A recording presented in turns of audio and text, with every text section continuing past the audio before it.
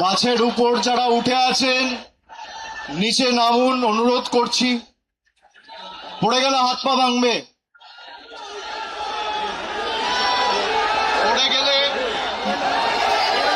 পড়ে গেলে হাত পা ভাঙবে। প্লিজ নিচে নামো।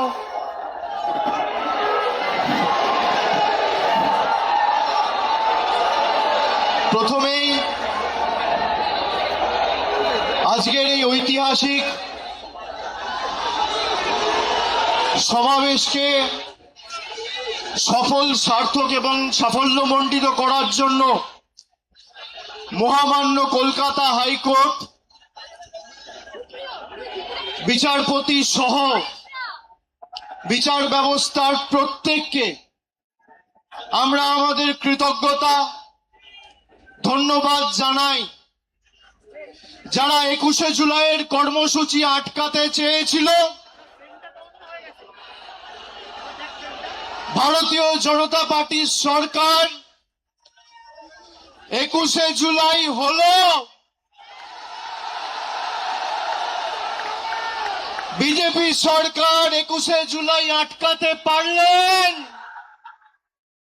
শুভেন্দু অধিকারী 21শে জুলাই আটকাতে পারলেন, অমিত শাহ 21শে জুলাই আটকাতে পারলেন, কলকাতা পুলিশ 21শে জুলাই আটকাতে পারলেন।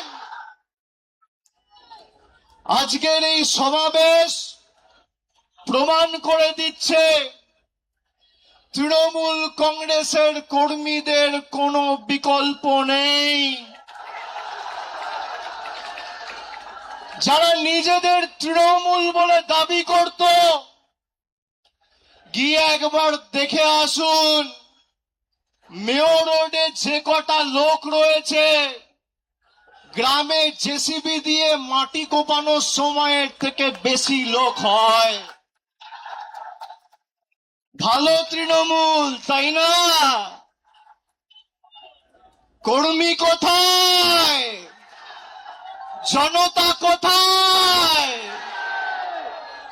মমতা বন্দ্যোপাধ্যায় যেখানে, জনতা সেখানে। অনেক বড় কেউকেটা হয়েছেন। এই গাছগুলো দেখছেন, একটা পাতা যদি ঝরে পড়ে যায়, একটা ডাল যদি কেউ কেটে ফেলে দেয়, তার সবুজ আর কেউ ধরে রাখতে পারে না। সেই ডালের মধ্যে, পাতার মধ্যে আর কোনোদিন প্রাণ কেউ সঞ্চার করতে পারে না। তার শক্তি তার শিকড়ে। একইভাবে তৃণমূলের শিকড়ের নাম মমতা বন্দ্যোপাধ্যায়, যার আদর্শ আন্দোলনকে সামনে রেখে হাজার হাজার লক্ষ লক্ষ কর্মীরা আপসহীন লড়াই সংগ্রাম করে দলকে আজকে বটবৃক্ষে পরিণত করেছে। তারা যদি ভাবে যে গদ্দারি বেঈমানি করে দলকে দুর্বল করব, তৃণমূল কংগ্রেস আরো শক্তিশালী হবে। যারা আজকের সভায় এসছেন, আমি কুর্নিশ জানাই প্রত্যেকটা কর্মীকে। যারা বলেছিল তৃণমূল কংগ্রেস শেষ, তৃণমূল কংগ্রেসকে পুড়িয়ে ছাড়খাড় করে দেব, সেই আগুনের স্ফুলিঙ্গ থেকে নতুন অগ্নিশিখার জন্ম হবে এবং তৃণমূল কংগ্রেস আরো শক্তিশালী হবে আগামী দিন। কারোর ক্ষমতা নেই। আর বিজেপি যদি মানুষের রায় জিতে থাকেন, তাহলে এত ভয় কেন? তৃণমূল কংগ্রেসের কর্মীদের মিথ্যা মামলায় জেলে ঢোকানো, নেতাদের উপর যারা মমতা বন্দ্যোপাধ্যায়ের সাথে এখনো আছে তাদেরকে ভয় দেখানো, তৃণমূল কংগ্রেসকে চমকে ধমকে লাভ নেই। এত মামলা দিয়েছে আমার উপর, একদিকে ইডি, একদিকে সিবিআই, একদিকে ইনকাম ট্যাক্স, একদিকে সিআইডি, একদিকে এসটিএফ। গলা যদি কেটে দেন আর যেদিনকে দেহত্যাগ করব, মৃতদেহটা শ্মশানে নিয়ে যাওয়ার আগে যদি বুকে কান পেতে শোনেন, তাহলেও সেই দেহ থেকে জয় বাংলার মমতা ব্যানার্জি জিন্দাবাদ করে।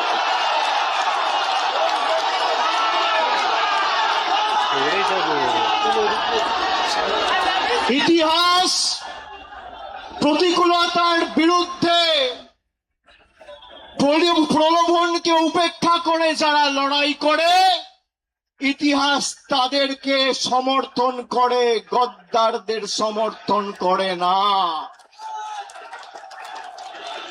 5 ওয়াট 10 ওয়াটের বাল্ব সে এখন ভাবছে আমি হ্যালোজিন হয়ে গেছি। আরে বিদ্যুৎ সঞ্চার করছে মমতা ব্যানার্জি, শক্তি কেন্দ্র মমতা বন্দ্যোপাধ্যায়, যার আদর্শকে সামনে রেখে আপনার রাজনৈতিক পরিচয়, পথ চলা। যদি কেউ নিজের মাকে ত্যাগ করে, সে সন্তানকে সৃষ্টিকর্তা সর্বশক্তিমানও কোনোদিন ক্ষমা করে না। যারা গেছে, আমি নেত্রীকে অনুরোধ করব, দয়া করে আগামী দিনে একটাকেও ফেরত নেবেন না, একটাকেও ফেরত নেবেন না।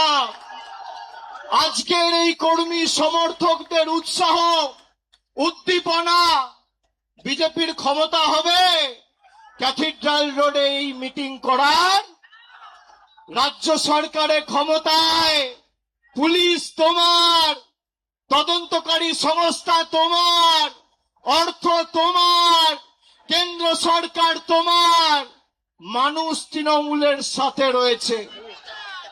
পুলিশ যাদের অযথা মিথ্যা মামলায় অত্যাচারিত করছে, আমি বলবো ধৈর্য ধরুন, একটা ছোট নোটবুক পকেটে রাখবেন, সব লিখে রাখবেন। এই নোটবুক গুলো এক এক করে আমরা ঠিক টাইম মতো নিয়ে নেব।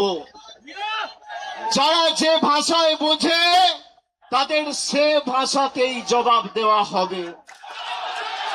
ঘর বাড়ি ভেঙে দিয়ে, পার্টি অফিস গুড়িয়ে দিয়ে ভাবছে তৃণমূলকে উৎখাত করব, দুর্বল করব।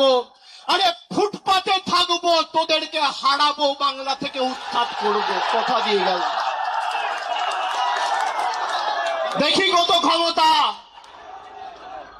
কি করবেন, কি করবে বিজেপি? জেলে রাখবে, মিথ্যা মামলায় ঢোকাবে, ঢোকাও, তাও বশ্যতা স্বীকার করব না। মেরুদণ্ডটা ফরসেল নয়। যারা মমতা ব্যানার্জির ছবিকে পিছনে রেখে আর জোড়া ফুল চিহ্নটাকে সামনে রেখে 2024 নির্বাচনে জিতেছে, তারা বলছে আমরা এখন এনডিএ কে সমর্থন করব। মানুষ ক্ষমা করবে? করবে? আপনাদের মধ্যে অনেকে কাউন্টিং এ ছিলেন, কিভাবে বিজেপি কাউন্টিং এ চুরি করে জিতেছে আপনারা সাক্ষী রয়েছে। যারা রামের নামে ভোট চেয়েছিল, সেই রাম মন্দিরে চুরির দায় এই বিজেপির। রাম মন্দিরে নোট চুরি আর ইভিএম এ ভোট চুরি, এই হচ্ছে বিজেপির প্রকৃত স্বরূপ। আর যারা গা বাঁচাতে, পিঠ বাঁচাতে বালিশ চাটার গ্রুপে যাচ্ছেন, এদেরকে তৃণমূল বলবেন না, বলবেন বালিশ চাটা। খালি বিসি বললেই হবে। বিসি, বিসির অনেক মানে হয়। বালিশ চাটা, আমি আর বেশি কিছু বললাম না। হয় পুলিশের কাছে মামলায় ধৃত, আর না হলে মেরুদণ্ড বিক্রি করে বালিশ চাটা ঋতব্রত। এই দুটো ছাড়া গদ্দারদের উপায় নেই। আমি বক্তব্য দীর্ঘায়িত করব না, খালি আপনাদের বলবো আপনারা শক্ত থাকুন। আমাদের আগামী দিনের লড়াইয়ের ময়দানে আবার দেখা হবে। বিশেষ করে যে সমস্ত তৃণমূল কংগ্রেসের নির্বাচনী সিম্বলে তৃণমূলের সিম্বলে, জোড়া ফুল সিম্বলে নির্বাচিত হয়ে যারা পিঠ বাঁচাতে নিজেদের মেরুদণ্ড বিক্রি করে ওদিকে গেছে, আমরা প্রত্যেকটা বিধানসভায় গিয়ে মানুষের কাছে ক্ষমা প্রার্থনা করে আসব। আগামী দিন লড়াইয়ের ময়দানে দেখা হবে। আমি তৃণমূল কংগ্রেসের নির্ভীক, সাহসী, সংগ্রামী, দেবতুল্য কর্মীদের আমার অন্তরের শ্রদ্ধা, কৃতজ্ঞতা, প্রণাম এবং কুর্নিশ জানিয়ে আমার বক্তব্য এখানে শেষ করছি। এরপর নেত্রী বলবেন, তার কথা আমরা শুনব।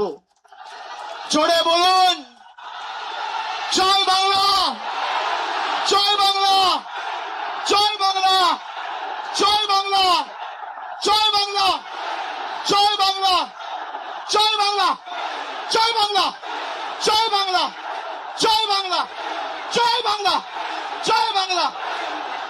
অনেক অনেক ধন্যবাদ, নমস্কার।